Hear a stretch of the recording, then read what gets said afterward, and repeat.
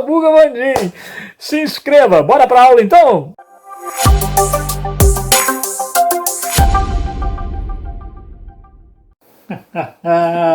Muito bem, olha aí. Cruzadas, hein? Segunda parte. Vamos lá?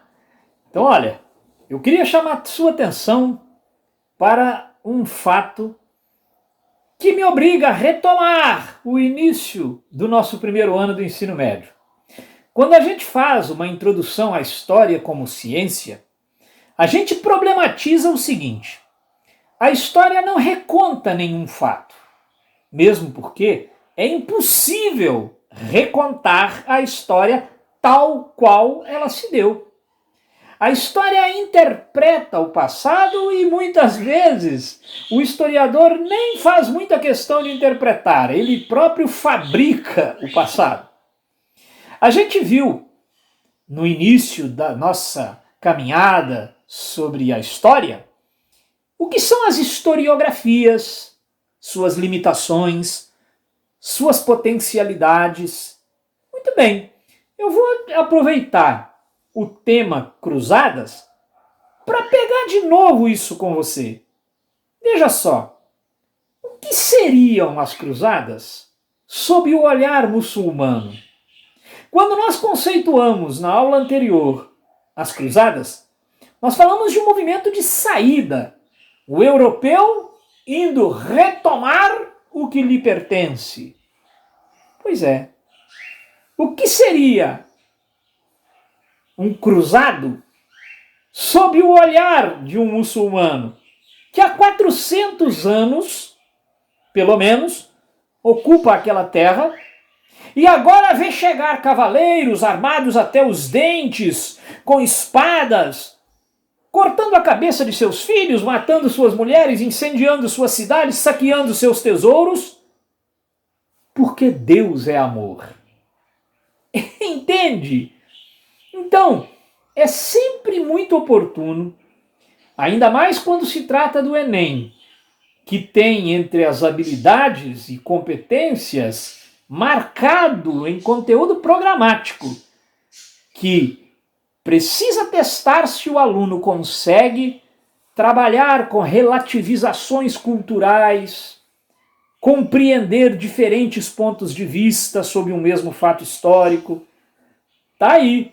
O Enem pode colocar, vamos supor, um texto do Papa ladeado a um texto do sultão Saladino e fazer a você alguma pergunta que exige de você, óbvio, marcar X na alternativa que diz: bom, o que os textos nos fizeram não foi apresentar-nos as cruzadas tais quais elas foram, mas apenas nos fazer pensar que o sultão e o papa enxergam o mesmo fato histórico sob dois ângulos diferentes. O Enem já fez isso tantas vezes. Então, não perca de vista esta questão. Tá bom? Olha só, eu queria também falar um pouquinho na metodologia utilizada pela Igreja Católica para convocar os cruzados. Veja só, nós estamos falando de um tempo em que o teocentrismo ainda é forte. Ele vai começar a ceder lugar para o antropocentrismo no finalzinho das cruzadas, no século XIII, quando a gente já estiver vendo o início do Renascimento. Renascimento cultural, comercial e urbano, que é marcado por três fases: séculos XIII, XIV e XV, Trecento, Quattrocento, Quinquecento. Então veja só, no momento em que acontecem as cruzadas, a interpretação do mundo ainda é metafísica, o tempo ainda é religioso, escatológico. Portanto, quando a Igreja Católica, através do Papa, vai convocar os cristãos a ir para uma terra estranha, com a grande possibilidade de encontrar a morte, a promessa tem que ser feita nesses termos da cultura teocêntrica.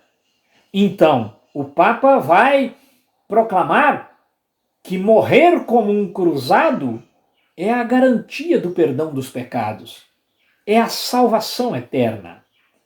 E esse discurso da salvação da alma, o martírio, quantos se deixaram seduzir por ele? Então veja, história não é uma ciência exata. É possível que eu olhe no meio de 15, 20, 30 ou até 50 mil pessoas que marcham para as cruzadas, porque há relatos de cruzadas que talvez tenham reunido 50 mil participantes. É possível que naqueles 50 mil que marcham, eu encontre exemplares de todo tipo. Há sim aquele que está indo na esperança de, quem sabe, retomar a Terra Santa, ou, quiçá, encontrar a morte, mas a morte sob o manto da santidade, do perdão, da salvação. Mas ao lado dele, há talvez aquele que não esteja indo por fé, quer ir para comprar tapete e vender mais barato na Europa. Comprar, Evandro? Sim, por que não? Do mesmo jeito que eu tenho cristãos indo com os mais diversos interesses, eu tenho muçulmanos recebendo das mais diversas formas. É possível que eu tenha, sim, um muçulmano que vai enfrentar, que vai brigar, vai morrer e vai matar. Mas é possível que eu tenha um muçulmano também que diga, olha amigo, vamos negociar tapete aqui que a gente ganha mais. Entende? Então, essa metodologia de convocação, o martírio da cruzada, a salvação e a santidade com que alguns cruzados se revestem, tem que ser levado em consideração quando você vai fazer questões a respeito das cruzadas. Tá bom? Outra coisa que você precisa lembrar é que a Igreja Católica, para dominar os muçulmanos, teve que desqualificá-lo. Essa metodologia não é exclusiva da Igreja Católica e nem é exclusiva desse tempo histórico das cruzadas. Quando se quer dominar o outro, começa-se por um processo de desqualificação do outro. Todo conflito, todo processo de dominação nasce primeiro de começar a nominar o outro como o outro. Ele não é como eu, ele é o outro. Então eu vou deixá-lo de fora da minha vida, porque ele é o outro. Então pensar em todo ser humano como irmanado a mim, como meu irmão de caminhada, que partilha comigo do mesmo planeta, é pensar em paz. Agora, quando eu começo a pensar no ser humano como o outro, que não tem a mesma orientação sexual que eu, que não tem o mesmo time de futebol que eu, que não gosta do mesmo presidente que eu, ou desgosta do mesmo presidente que eu, aí eu começo um processo de matar ou morrer. Então, o que a Igreja Católica fez naquele contexto histórico? Rotulou o muçulmano como infiel. Então, é possível que você encontre alguns textos ainda hoje que falem disso. Olha, as cruzadas foram para expulsar os infiéis da Terra Santa. Às vezes o sujeito redige a questão sem problematizar muito e eu fico cá lendo a questão e pensando que eu acho que esse cara que redigiu a questão acha mesmo que os infiéis eram os muçulmanos. Ora, sob o olhar muçulmano, quem está sendo infiel ao amor de Jesus é quem está saindo da Europa para matar. Entende? Então esse processo, que a gente também estuda quando fala da chegada do europeu à América, o processo de desqualificar o nativo da América, tratá-lo como selvagem, sem rei, sem lei, sem alma, não é? Então, olha, aqui você tem que prestar atenção nisso.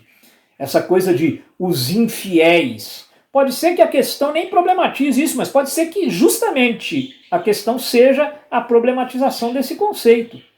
O cara pode colocar numa questão discursiva para você, pera lá, os muçulmanos são identificados nesse texto acima como os infiéis. Eles são de fato os infiéis dessa história?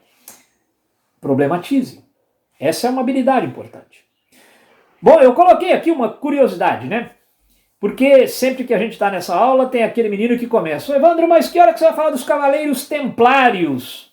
Que hora que você vai falar dos cavaleiros teutônicos? Esse negócio de templário, então, eu já conheço. Quando começa a pergunta, daí a pouco o cara quer que a gente fala em disco voador, em ET, em construção das pirâmides. Ele vai por um viés que é fascinante, mas que carece de argumento científico para ser tratado como história nos moldes como a gente costuma tratar. Então, olha, amigo, os templários, os hospitalares, os teutônicos eram cavaleiros, eram ordens que se constituíam para dar apoio aos cruzados. Afinal, eu disse que era o ideal que para as cruzadas fossem os nobres que estavam acostumados com a guerra, mas muitas vezes o servo ia. É preciso que você tenha, por exemplo, a ordem dos hospitalares para socorrer os feridos. Os templários prestavam juramento direto ao Papa e eram meio que uma tropa de elite.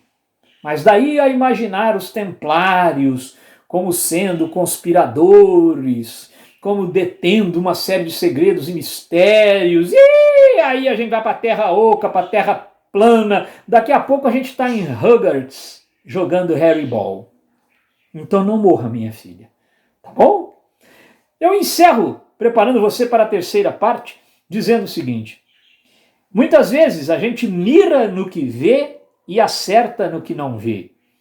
Quando o Papa organiza as cruzadas, ele não está pensando em acabar com o feudalismo e virar a Europa de pernas para o ar. Mas é justamente isso que ele vai conseguir. Se por um lado não conseguiu o que queria, que era expulsar os árabes da Terra Santa, por outro lado provocou mudanças que nem supôs que poderia promover. Isso é o tema da aula seguinte. Força na peruca que nós estamos precisando, hein? Cacá, terminou de assistir? Gostou? Nem doeu, né? Então agora vai lá, se inscreva no nosso canal, espalhe a boa nova, vira e mexe, tem um vídeo novo por aqui. Se não tiver também, não te devo nenhuma satisfação, mas vai entrando aí que aparecem as coisas, tranquilo? Não passa aperto com história não. Vem pro Sabuga Vandim que aqui a gente sabuga. Se não for história, vai ter aqui. Se não for, a gente inventa pra ter aqui também. Abração, hein? Deixa o seu like e inscreva-se.